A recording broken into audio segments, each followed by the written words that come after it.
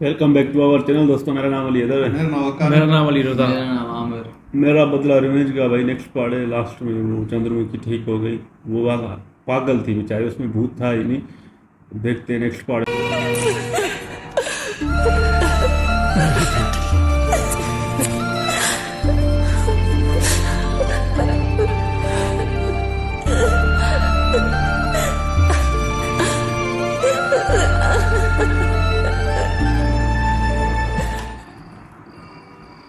इस घर की समस्या टल गई ये सोच के आप सब लोग खुश हो रहे हैं। चंद्रमुखी की समस्या टल गई है, ये आपकी गलतफहमी है। ये क्या कह रहे हैं सिद्धांत जी? सिद्धांत जी जो कह रहे हैं वो सही है। इस घर से चंद्रमुखी की परेशानी दूर नहीं हुई है। उस दिन जब मैं घर में आया तब मुझे हर दिन हर एक पर शक हो रहा था और मेरे को समझ में नहीं आ रहा था। जब आप कुएं में नहा रहे थे तब आपको जान से मारने के लिए किसी ने बड़ा सा पत्थर फेंका था। उस समय आपके गले में रुद्राक्ष की माला नहीं थी और मैं जानता हूं क्यों। क्योंकि आपने गीता को रुद्राक्ष की माला दिखाते हुए एक बात कही, जब तक मेरे गले में ये दिव्य मालाएं मौजूद रहेंगी कोई शैतानी शक्ति मेरा कुछ नहीं बिगाड़ पाएगी। वो बात मुझे याद आते ही मैं गीता के कमरे में गया। इस देश के सभी महान आदमियों को इस कमरे में लेकर आ गई। कहां से खरीदा? खरीदी नहीं, मैंने पेंट की है। फालतू जोक मत कीजिए। तुमने पेंट किया?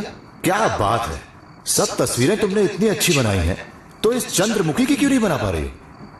यही मैं समझ नहीं पा रही। कोई भी तस्वीर मैं एक दिन में बना लेती हूँ, लेकिन इस तस्वीर को मैं कितनी बार भी बनाऊं कुछ ना कुछ छूट ही जाता है। पैर अच्छे बने तो नाक नहीं बनती, नाक बनती है तो होठ नहीं बनते। इन सबको तुमने कई बार देखा होगा, लेकिन चंद्रमुखी को ना तो तुमने कभी देखा और ना ही उसके बारे में जानती हो। सबसे पहले एक काम करो, पहले उसके बारे में पता करो और फिर उसकी तस्वीर बनाने की कोशिश करो। क्या कहा? चंद्रमुखी के बारे में मुझे नहीं पता, मुझे नहीं पता, मुझे नहीं पता। ओहो, तो तुम्हें पूरी कहानी मालूम है? चंद्रमुखी को नाक धरा उठा कर ले गया था। जब चंद्रमुखी अपने प्रेमी गुणशेखर से मिली और जैसे ही ये बात राजा को पता चली, उसने गुणशेखर को बेरहमी से मार डाला और उसके बाद चंद्रमुखी को जिंदा जलाकर राख कर दिया। काफी जानकारी हासिल की है तुमने। इतना ही नहीं, उस राजा के चरित्र की एक किताब भी पढ़ी है मैंने। गुरुजी ने चंद्रमुखी की किताब के बारे में तो बताया था, पर राजा की भी किताब है क्या? गीता से बात करने के बाद मैं उस लाइब्रेरी में गया था और राजा के बारे में पढ़कर सब पता लगा लिया। पढ़ने के बाद जब मैं रजिस्टर साइन करने पहुंचा तो उसमें उसी का नाम देखा जिस पर मुझे शक था। किसका? किसका नाम? आइए दिखाता हूं।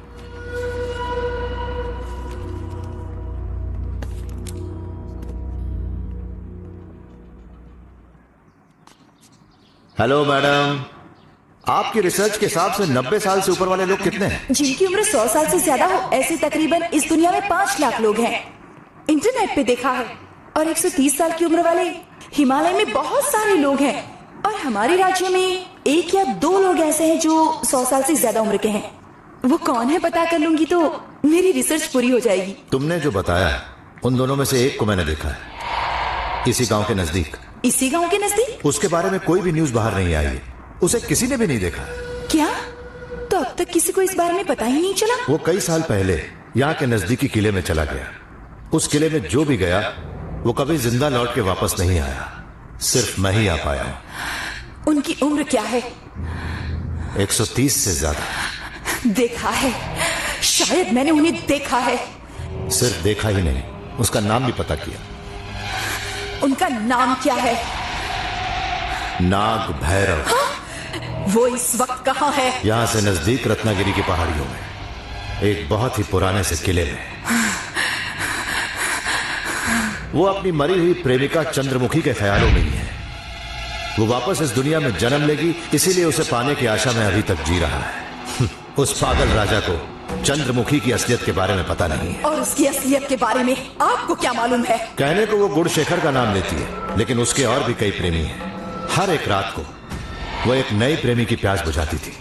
राजा नहीं तो प्रेमी, प्रेमी नहीं तो सिपाही, और कोई न मिले तो नौकर ही से। हकीकत में कहा जाए तो चंद्रमुखी पूरी तरह से वासना में लिप्त थी। She was nymphomaniac. थी वो।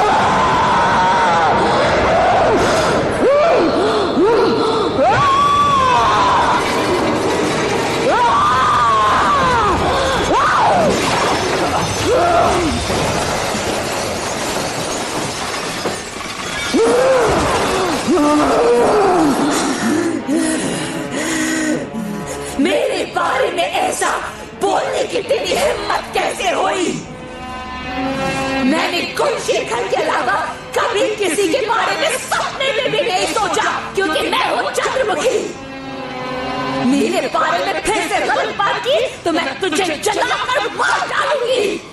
मुझे जलाकर मारने वाला तू नहीं है, वो नाग भैरव है, इसलिए तू बेकार में बीच में मत आ। जा, चुपचाप यहाँ से चल जा। कौन है तू? कौन? चंद्रमुखी है कि गौरी? बोल, हाँ बोल, गौरी या चंद्रमुखी? बोल। क्या किया है मैंने? मैंने पाप किया है, मैं पापी हूँ, मैं पापी हूँ, मैंने पाप किया है। मुझे अकेला छोड़ दो, मुझे मत सताओ, चली जाओ।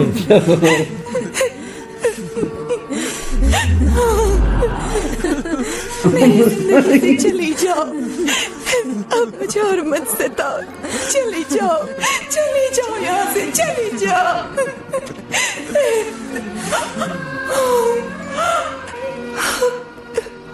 डॉक्टर, मुझे मार डालिए डॉक्टर, अगर आप नहीं मारेंगे तो मैं खुद मर जाऊंगी डॉक्टर, प्लीज।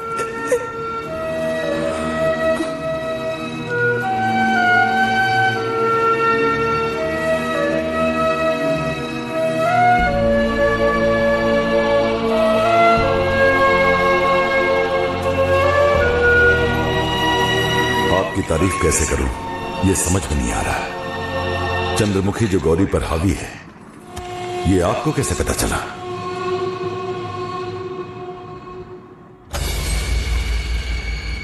इस घर में आने के बाद पहली रात को मैं पूरा घर देखने गया था, तभी कहीं से एक गाना सुनाई पड़ा। मैं उस तरफ भागा। आउट हाउस में गाते हुए कोई नाच रहा था। मेरे पैरों की आवाज सुनकर वो भाग गया। उसके पायल की झनकार को फॉलो करते हुए मैं उसके पीछे जा रहा था, तभी गीता से मेरी टक्कर हुई। मैंने देखा कि उसके पैरों में पायल नहीं थी। उसके दूसरे दिन आपके कमरे में आग लग गई, तब आप चिल्ला रहे थे। वहां पर सभी घर वाले तो आ गए, लेकिन उस समय गौरी नहीं आई। ये बात मैंने नोटिस कर ली थी। उसी समय मुझे पहली बार शक हुआ। दूसरे दिन रात को एक कमरे में नाच गाने की आवाज आ रही थी, तो मैं आउट हाउस की तरफ गया। वहां पर मेरी नजर चंद्रमुखी की तस्वीर पर पड़ी। वो तस्वीर ठीक वैसी ही थी जो गौरी को पुरस्कार में मिली थी, लेकिन आउट हाउस में चंद्रमुखी की तस्वीर कहां से आई? मुझे इस बात पर शक हुआ तो मैं अंदर गया। तभी किसी ने मुझ पर कोई चीज फेंकी। बचने की कोशिश में मैं फिसल कर गिर गया। वहां पर सोई गायत्री मुझे देखकर जोर से चिल्लाई। गायत्री के सामने होने के बावजूद भी कोई दूसरी लड़की पायल की आवाज करते हुए वहां से भागी। अगर गायत्री वहां थी तो भागी कौन? कैसे पता करूं, यही सोच रहा था, तभी गायत्री को मंदिर में ले जाने का वक्त हो गया। गायत्री को मंदिर में अंदर ले जाने के लिए सभी लोग उसे खींच रहे थे, लेकिन वापस लाते समय गौरी अकेले आसानी से उसे लेके जा रही थी। मैं बहुत आश्चर्य में पड़ गया। मेरी तो कुछ समझ में नहीं आ रहा था।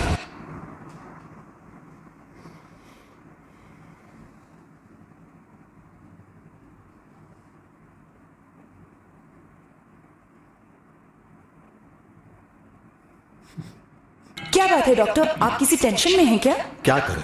गायत्री के शरीर में चंद्रमुखी नहीं है, सिद्धांत जी को बहुत बार कहा, लेकिन वो मेरी बात मानते ही नहीं। कल कोई पूजा करने वाले हैं, गायत्री को उसमें बिठाकर वो ये साबित करेंगे। तो उसके बारे में आपने क्या सोचा है डॉक्टर?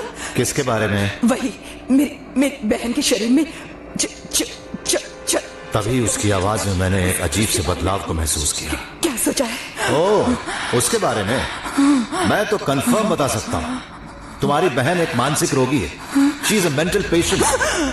मेरे हिसाब से तो चंद्रमुखी की कोई समस्या है ही नहीं। सही कहा, सही। तभी गौरी ने, मैंने एक तरह की साइकिक वाइब्रेशंस देखी। आपने बिल्कुल सही कहा डॉक्टर, चंद्रमुखी की समस्या इस घर में है ही नहीं। सही कहा, इस घर में चंद्रमुखी की समस्या है ही नहीं। गायत्री के भरतनाट्यम वाली ड्रेस को उस दिन गौरी के कमरे में देखा। आउट हाउस में गायत्री के सोते समय गौरी चंद्रमुखी के भेष में हर दिन नाचती रहती थी।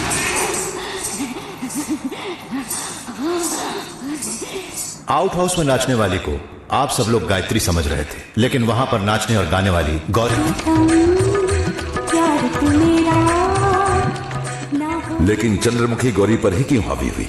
सिद्धांत जी, इस घर में सभी लड़कियों का स्वभाव कैसा है मैंने पहले ही शंकरराव जी से पूछा था। गौरी डिग्री की पढ़ाई के वक्त हॉस्टल में रहती थी, ये उन्होंने बताया था। हॉस्टल में उसके साथ कोई बुरी घटना तो नहीं हुई, ये पता करने के लिए मैं उसके करीबी सहेलियों से मिला। गौरी की एक सहेली चंद्रिका एक लड़के से प्यार करती थी, ये बात उसके मामा को मालूम पड़ गई, तो उन्होंने उसे एक्सीडेंट में मरवा दिया। इतना ही नहीं, जबरदस्ती चंद्रिका की शादी करानी चाहिए। बचने का कोई रास्ता न पाकर उसने अपने ऊपर केरोसिन डालकर आग लगाई। अपने जान से भी प्यारी दोस्त की मौत पर गौरी को बहुत ही दुख पहुंचा। उस दुख को भुलाने के लिए, लंबी उम्र वालों के चरित्र को पढ़ने के लिए वो लाइब्रेरी जाने लगी और इस विषय पर रिसर्च शुरू कर दी। लाइब्रेरी में उसे राजा महाराजाओं के चरित्र पढ़ने को मिले। उसी दौरान उसने वेंकटपति राजा का चरित्र भी पढ़ा। उस किताब को पढ़ते समय वो गौरी हुआ करती थी, लेकिन कहानी पढ़ते पढ़ते वो चंद्रमुखी बन जाती थी। उसकी प्यारी दोस्त की जिंदगी में जो हुआ वही घटना चंद्रमुखी की कहानी में भी होने से चंद्रमुखी का चरित्र गौरी के मन में बस गया। सिद्धांत जी, किताब लेते समय वो इंग्लिश में गौरी लिखती थी, लेकिन किताब वापस करते समय वो चंद्रमुखी लिखती थी। इतना ही नहीं, चंद्रमुखी के बारे में और जानकारी पाने के लिए गौरी चंद्रमुखी के पैदाइशी गांव तंजावुर भी गई थी।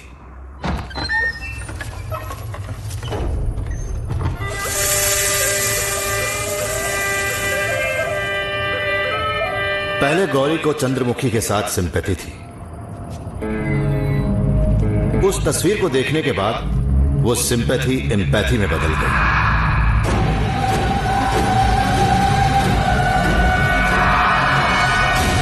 उस घर में जाते समय वो गौरी की तरह ही गई, लेकिन घर से आते समय चंद्रमुखी की तस्वीर के साथ वो चंद्रमुखी बनकर आई।